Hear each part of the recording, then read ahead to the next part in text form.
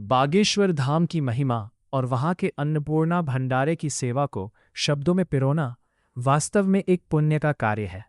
पूज्य सरकार धीरेन्द्र कृष्ण शास्त्री जी के सानिध्य में चल रहा यह महायज्ञ भूखे को भोजन और प्यासे को पानी देने के सनातन धर्म के सबसे बड़े संकल्प को पूरा करता है। में दान के कई रूप बताए गए हैं, लेकिन अन्नदान को महादान की संज्ञा दी गई है। क्यों?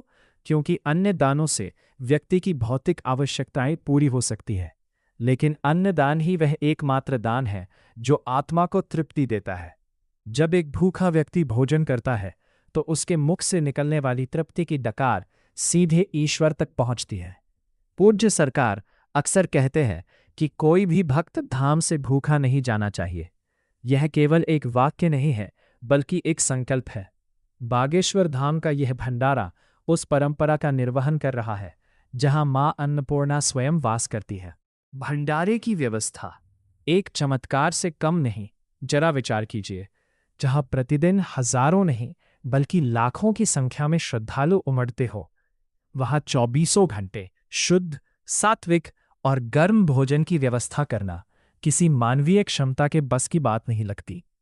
ये केवल और केवल बालाजी महाराज की कृपा है। भंडारे में स्वच्छता और शुद्धता का विशेष ध्यान रखा जाता है ताकि भोजन केवल पेट न भरे बल्कि प्रसाद बनकर भक्तों के जीवन में सकारात्मकता लाए। समानता का भाव, यहां ना कोई छोटा है ना कोई बड़ा, राजा हो या रंक, सब एक ही पंगत में बैठकर प्रसाद ग्रहण करते हैं। यही तो सच्चे सनातन की परिभाषा है। बागेश्वर धाम का अन्नपूर्णा भंडारा केवल भोजन वितरण का केंद्र नहीं है, बल्कि ये समाज के लिए एक सीख है।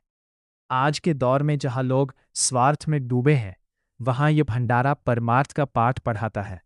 अन्नपूर्णा भंडारे के माध्यम से पूज्य सरकार ने हमें सिखाया है कि ये भंडारा उन लाखों भक्तों के सहयोग से चलता है जो अपनी नेक कमाई का एक हिस्सा यहां अर्पित करते हैं। कोई आटा भेजता है, कोई दाल, तो कोई स्वयं आकर रोटियां बेलता है। यह सेवा भाव ही बागेश्वर धाम की असली शक्ति है।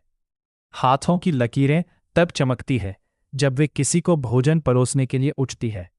अंत में मैं बस इतना ही कहना चाहूंगा कि बागेश्वर धाम का यह अन्नपूर्णा भंडारा कलयुग में त्रेता और द्वापर की याद दिलाता है।